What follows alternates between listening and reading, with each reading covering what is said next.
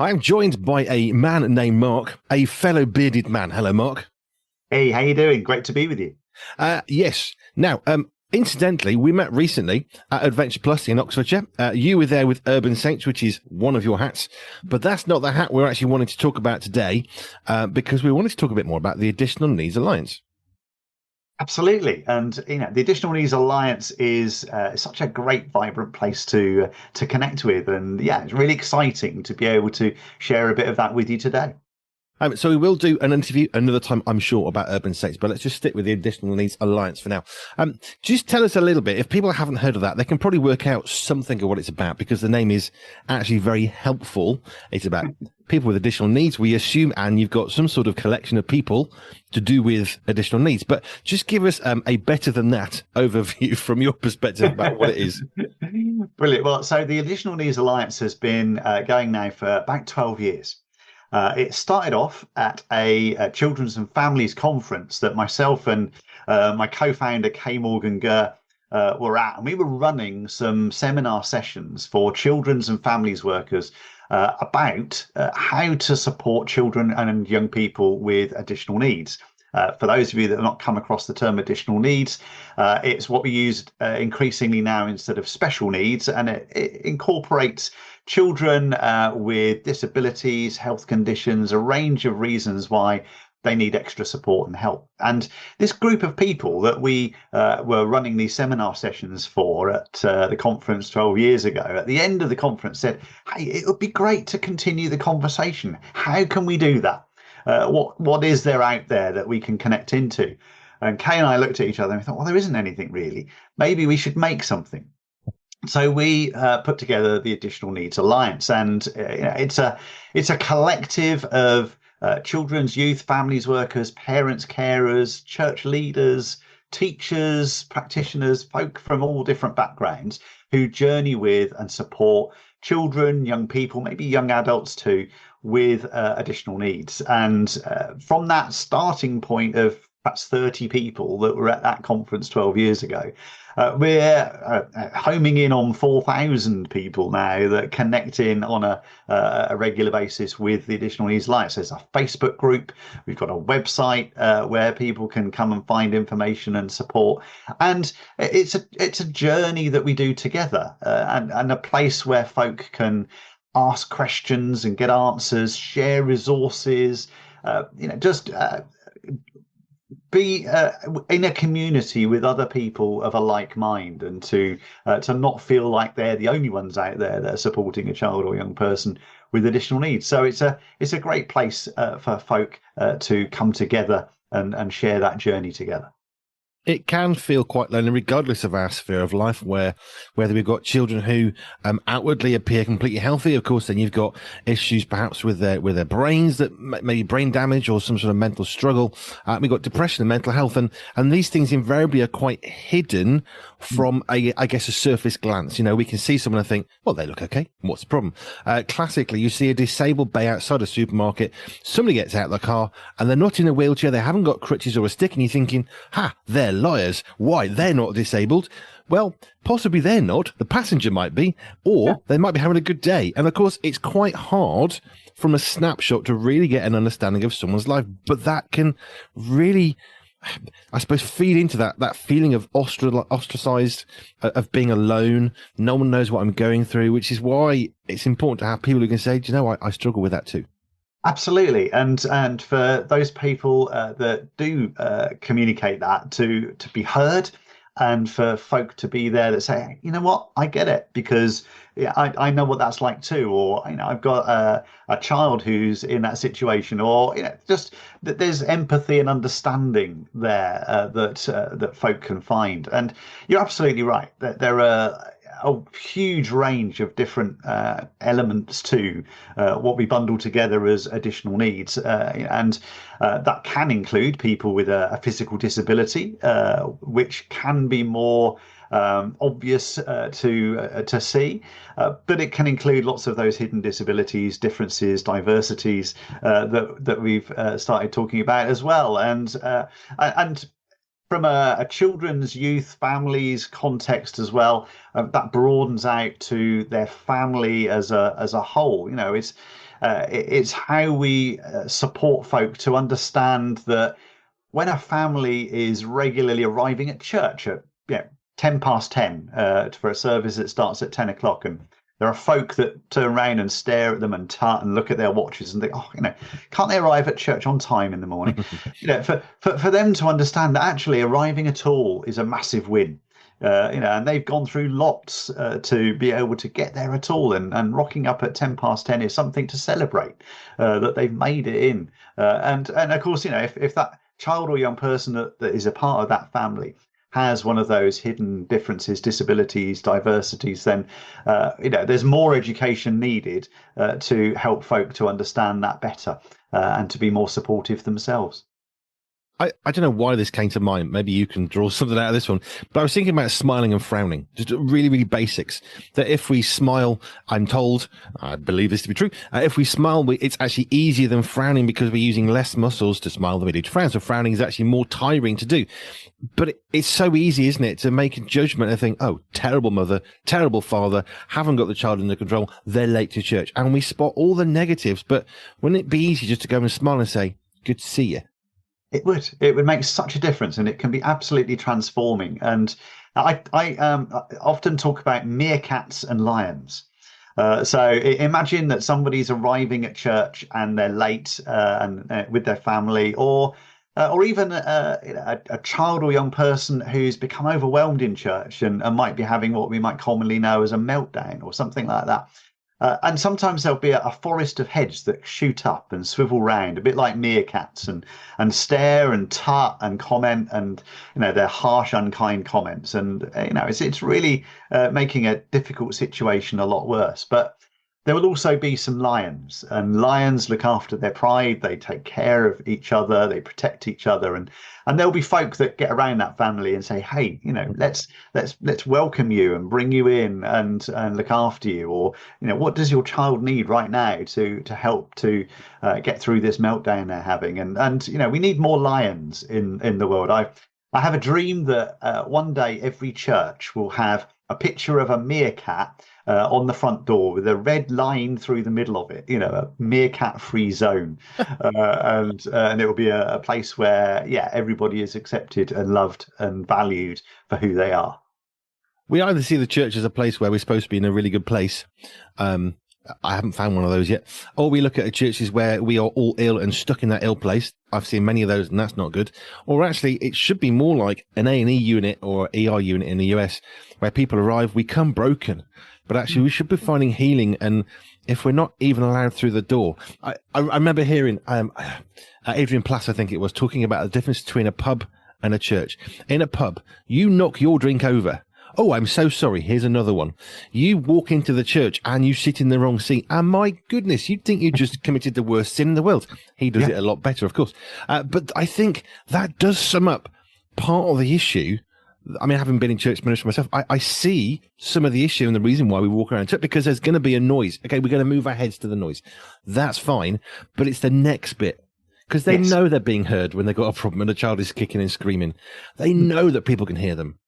But what do you do after that noise makes your head turn? What's your next reaction? Because that's more important. It is. And if the next reaction is love, if the next reaction is to be Jesus to that family, to that child or young person, then what better a place to do that in than church? That should be our default response when that happens. And sometimes it is.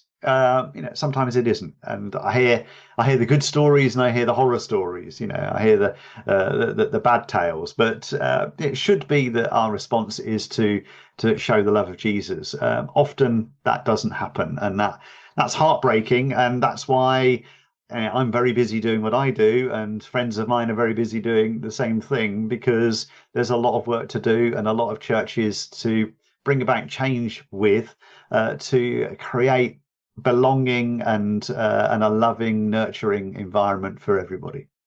I want to just came to mind. If I was going to do a school report on any church, having never walked in it, and it was about additional needs, I would say must try harder, irrespective of the church, whether they're doing lots or nothing. Must try harder, because We really should. Absolutely. Yeah, we really should. And I think if we were to evaluate churches, in that way, if we sort of think about it from at the school's point of view, there would definitely be quite a lot of churches that I could think of that would be under special measures if we applied that Ofsted ruling.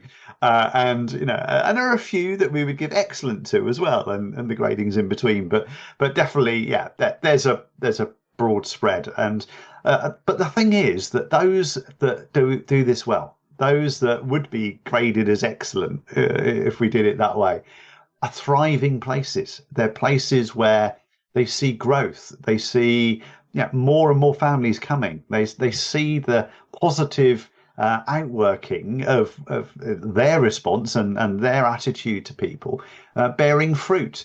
And we see the opposite of that, where there are churches that we might say, under special measures, where they don't show that love of Jesus to families, because what they see is those families vote with their feet and go somewhere else. And they tell their friends that, oh, you don't want to go there. We had a terrible experience. And so you see churches that shrink and become very insular and ineffective, because they're not showing the love of Jesus to people that walk through the door. And that's got to be the first thing that we do, is to represent our Lord and Savior to the folk that come into His house, and to be Him for them. Let's get back in time just a little bit. Just give us a sort of outline of your own faith journey. You're doing this. You're talking about churches a lot, but and obviously Urban Saints. We can come to that another time. But what's your own story of faith growing up? Oh gosh, so I was taken to church by my parents. So I grew up in a Christian family. I came to faith about 10 years old, and it was yeah. But by then, I'd been through Sunday school and all the stuff that anybody that age had been through. I thought I knew it all. I remember there was an annual exam that we used to do back in the day, and I think it was a Scripture Union exam or something. And one year I got 99% in this Scripture Union exam, and I was furious because I was absolutely certain that I got it all right. And there must have been a problem with the marking, and that arrogance that I had was ridiculous for a 10-year-old, really. And God really nailed me on it, and showed me that it wasn't about that. It was about how I lived my life, and living life with Him. And so that journey with Him started age 10, and has continued ever since. I met my good lady wife at a Christian camp. We were both tent leaders for the campers. Our eyes met across a campfire, and that was that. We've been at church all our lives, and working in church, doing children's work, youth work, leading and preaching and different things since then. And for the last 18 years, I've been in full-time ministry with Urban Saints, as we've mentioned. And for much of that, working in this area of additional needs, which is a particular passion for me, coming from two things, really. All that time doing children's and youth work, obviously bumped into loads of children and young people with additional needs along the way, and always wanted to make sure that they could be involved in everything that was going on, that they belonged and felt valued and loved. And then our second child, James, was born, and aged 2.5, was diagnosed as autistic and with learning difficulties. And then when he was about 15, epilepsy and social anxiety arrived. And there's other stuff that doesn't have a formal diagnosis, but that's going on with James as well. So for us as family, as church, and through the work I do, there's very much a story that brings all this together. It's almost like God had a plan. As He often does. I was just reflecting on what I do with Pure Radio, ex-trucker. Drove abnormal loads of police escorts around the country, and that was quite good fun. And went on to sell cloth nappies, drove tipper trucks as well. There was a load of stuff, and you think, well, how does that get here? But invariably people say, yeah, but that thing you did then, look at what you're doing now. Like, I do lots of driving now. Well, as an ex-trucker who drove 10 hours a day, sometimes, okay, it's not a biggie, so there's lots of things that I guess you can call them all sorts of skills, but Hmm. They carry forwards and they help us to be prepared for what it is that God has asked us to do. And clearly for you, that's been your experience. It absolutely has, and in my working career before I was at Urban Saints, I was doing things like running technical training teams for telecoms companies. Well, I do a lot of training today. It might not be about how mobile networks work, but the training skills that I developed in that time are really helpful now, as it helps me to communicate effectively during training programs and to write content that's meaningful and helpful for folk to understand how to support kids and young people with additional needs. So, yeah, you can look back and see how God led you into different places and to do different things. And it was all preparation for what He really wanted you to do when you were ready. And like I say, it's almost like He's got a plan. And when we're aligned with that plan and seeking Him in that and saying, hey, what are we going to do today, Lord? Then we're in that sweet spot where we love what we do. I love what I do, and I can tell you love what you do as well. And that's because we're where God wants us to be, doing what He wants us to do, and that's not a bad place to be. It's a very good place to be. It's a very reassuring place to be, and sometimes it's quite a lonely place to be, but it's also a really good place to be. And I love how God can bring along people who can equip us and encourage us and challenge us. And iron sharpens iron is a beautiful piece of scripture. If you don't know that piece of scripture, it's not about taking two hammers and whacking them together. It's not. It's not about that. It's about that iron is the best thing to sharpen iron with. If you use something too soft, it'll ruin that. It's too hard, you'll ruin the thing. So you need stuff that's vaguely equivalent to work with each other. And I love that. So let's just come back into the Additional Needs Alliance then. So you're talking about training. What do you actually do? What does the Additional Needs Alliance do? And I especially love that it began out of someone saying, how do we do this? What's next? Well, what's next is this. What's next is this. So yeah, it started off, and still its core purpose is to link people together, is to connect people together that are on a similar journey. And whether that's children's youth families workers, parents, carers, practitioners in different fields, we're all passionate about and journeying with and supporting children, young people, maybe young adults with additional needs. And so the primary thing about it is community, and it's about linking people together so they don't feel isolated. They don't feel they're the only ones. They don't think, oh, I've got this question and I've got nobody that I can ask to give me some help on this.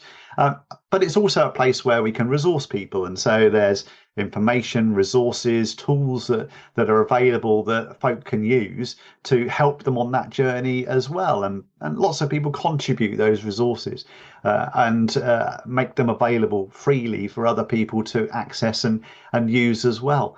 And and it's a place where people can also to seek sort of a bit of consultancy, a bit of, okay, we've got this specific need, we're working in this particular area with these particular children or young people, and we could just do with a bit of help. Could that be something that you could help us with? And often we can find somebody that can perhaps go along and help them with that. So it's very much supporting and resourcing people who are on that journey with children and young people with additional needs, and that's why it's a growing community, because people love it. They find it really helpful. They suggest that to their friends to come and join and to be a part of that journey as well.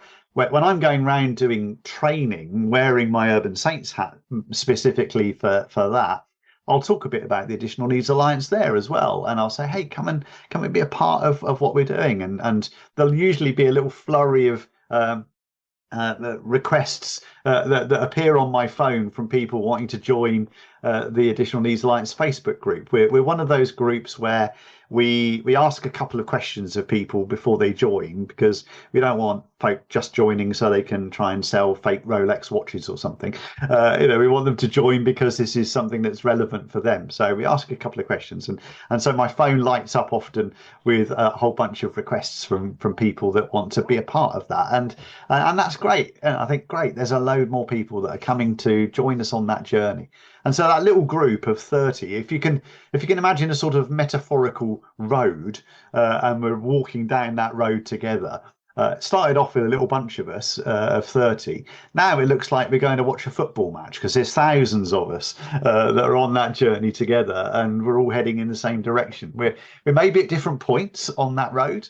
Some will have been on that journey for a long, long time and have lots of experience and lots that they can share.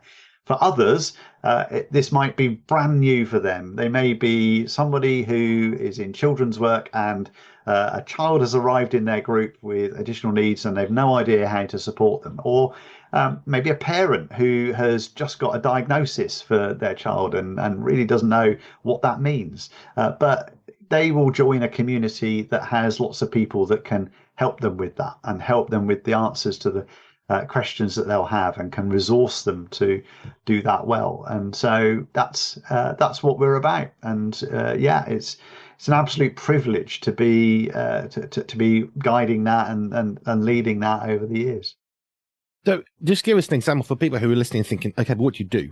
Just give us an example where someone's come and said, help. Let's just say a church or a children's work or what have you. What have you actually been able to do, I suppose, in actionable things that's really helped them to change how they're working?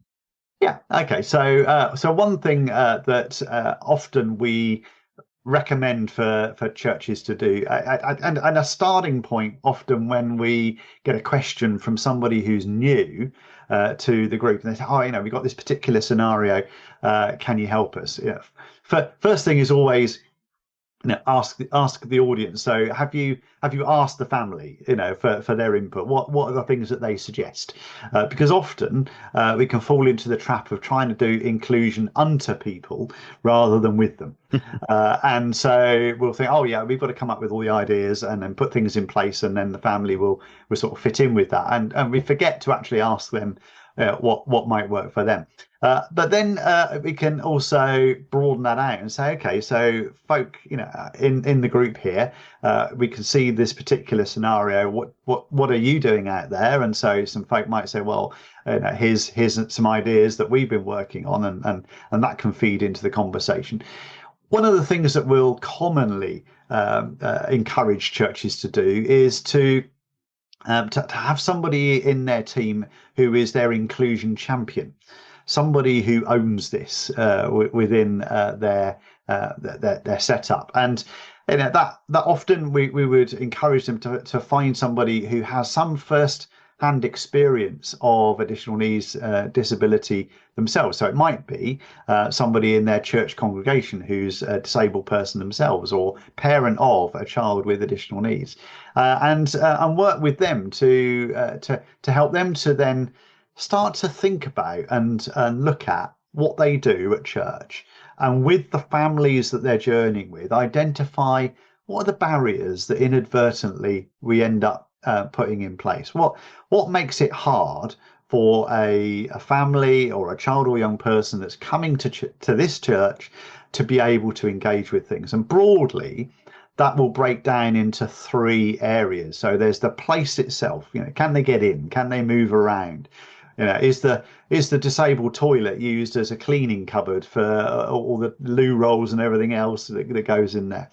And then there's program barriers. Do we unexpectedly change things, or without warning invite somebody with additional needs to come up to the front for something, or just lots and lots of program barriers that we can put in place. And then there'll be people barriers too. Every church has a hugger, don't they? And often the hugger ends up on the welcoming team, because then they get to hug everybody when they arrive, which some people, that's really, really valuable, and they need that contact. For some people, and for some children, young people with additional needs, that can be their worst nightmare. So helping churches to understand that, helping them to understand that if a child or young person isn't giving eye contact when they're talking to them, it's not necessarily that they're being rude. It might be that in order to focus on what you're saying, they can't also be looking at you and giving you eye contact. It's either or. And so, there are lots of things like that that we can help folk with to sort of broaden their understanding and to put a structure in place that helps them to keep a focus on this, and to sort of keep it on the radar, and help them to take this forward and grow it. There was the hand in hand conference. There was one really amazing thing. I'm sitting in my car just before it starts on the Friday afternoon. Myself and my son in the car keep hearing this cheering, thinking, we have no clue what's going on, but okay, we're just going to go with that. We can't see anything. We're just in the car park. And as you're walking towards the doors of where the hand in hand conference was, there was a group of people outside. And I thought, interesting. But there was a lovely chap with a bowler hat who stood outside, and he said, how would you like to be greeted today? Just move this. There's like a circle thing with an arrow, and you can have a very quiet, or you can have a very exuberant, or somewhere in the middle. And so I thought, hey, look, in for a penny, in for a pound, let's go full on. And I had this cheer and all the rest of it. But it was the fact that if I wanted to, I could go very quiet, and then they'd just welcome me gently. And it is so important to know your audience. And I was thinking, how's this going to work? But actually, it was really lovely. And as we got through there, the doors are opened. And I shared this before in another interview, but it was a really good way of saying, how do you want to be welcomed? Yeah. Because we're all different. And, one day we might be excited. Next week, we've got a headache. Do you know what? I don't want you to shout and scream. I know I normally do. I'm fine. I'm not in any danger. I've just got a headache. I'm a bit tired. Definitely. We're all different, and hand in hand. It was actually hand in hand conference that 12 years ago where the Additional Needs Alliance was born, so we've just celebrated our 12th birthday because hand in hand has just happened, and absolutely that welcome. We were very intentional about making sure that. For those that wanted that big exuberant welcome, that was there. For those that just wanted to quietly slip in, that's there too. And we're very much aware that can be different, as you said, from day to day, from person to person, but we can offer the range there, and people will value and love either of those or something in the middle, but they get that welcome that's appropriate and needed in whatever form that takes when they arrive. And wouldn't it be great if every church did that? That would be lovely, and that would make a big difference, because that first that welcome, that first impression that people get when they arrive, that sense of going back to what we were talking about earlier, if they happen to it's a massive struggle, but they get there 10 minutes after the service has started, and they're shown love, and they're shown appreciation, and I know this morning must have been really hard, but well done for getting here. That means the world, and is a world apart from the stares and the tuts and the harsh comments. And so that welcome is so important, isn't it? Getting to church on time is a great thing. But I know once or twice in my life, maybe, half a dozen times over the last 35 years, there have been times when I've gone to church deliberately late because I just didn't want to talk to anybody. I wanted to go to church. I wanted to do, maybe not even bother singing, just to be there for the prayers or something. I wanted to be in there. It's my family. But at the same time, I arrived late because I really didn't want the welcome. Exactly. Not because of who was there, not because I knew it was going to go. And I just wanted to go to church that week. You just want to go to church and do it in your way, and and people do that, and similarly, people might slip away with 5 minutes to go before the end of the service for exactly the same reason, because they don't want to be caught up in all the all right, let's all go and have a coffee and a conversation and all of that. Actually, for that person at that moment, what they want is just to slip back home, and that works for them. Next week they might stop for a coffee, but this week they'd rather not, and that should be absolutely fine too. Yes, it should. I wish it was. It isn't always. It could be. But I do like your idea of the inclusive champion, somebody who actually looks out for people. And I guess a bit like as you're walking into the Hand in Hand conference in 2025, there was somebody outside who was doing that and saying, how would you like to be greeted today? Are you exuberant mode, excited, or are you more quiet and reflective? And let's welcome you in the way that you are.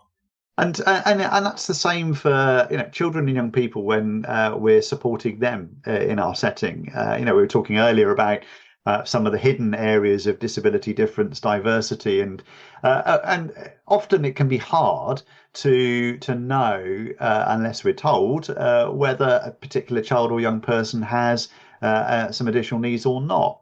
So we just have to be understanding and supportive, whatever their particular needs are that particular day. And there could be a child who's rocked up that week who doesn't have any additional needs, but actually was up all night playing Fortnite, is really tired, didn't get breakfast. Mum and dad were having a bit of a scrap before they left for church, and he's feeling a bit fried. And yeah, just in that moment, needs a bit of support. And and we should be there to give that and make sure that he's loved and valued just the same as everybody else.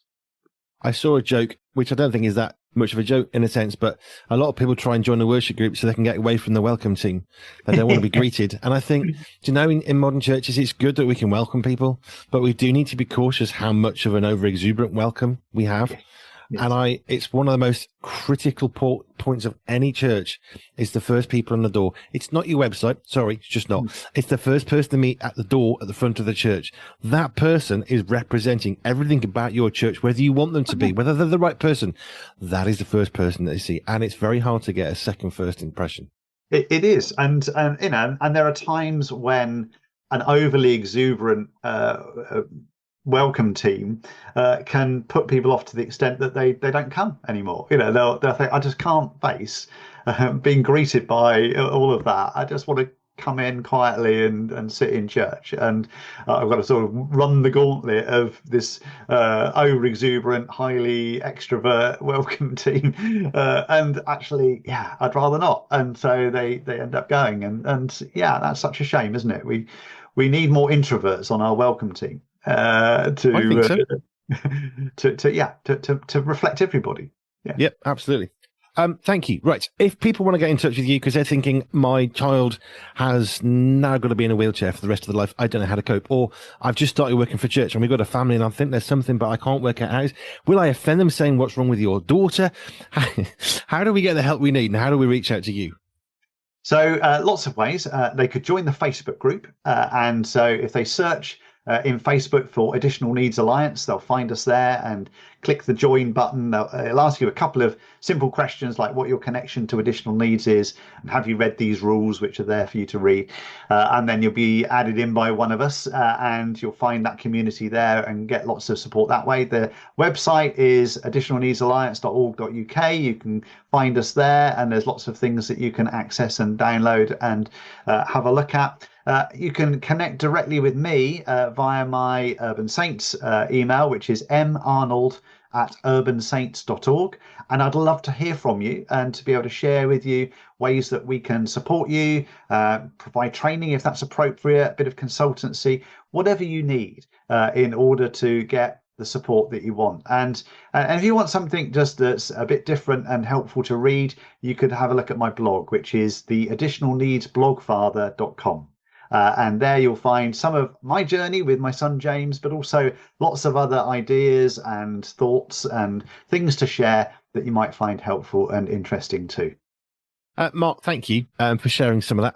I loved how God brought us together fairly recently ahead of this, which was, it's a very small world, the church world, and it's much bigger than we think, but it's also quite small as well, sometimes conversely, because we can meet people and think, oh, you're that person, which is kind of cool. Thank you for sharing with us. Additionalneedsalliance.org. .uk. .uk. We'll put that on the thing so I don't confuse everybody. Thank you, Mark, for your time today. And if you're stuck and wanting to know more, get in touch with Mark and he'll help you. That'd be brilliant. Thanks, Andy. And great to connect with you today.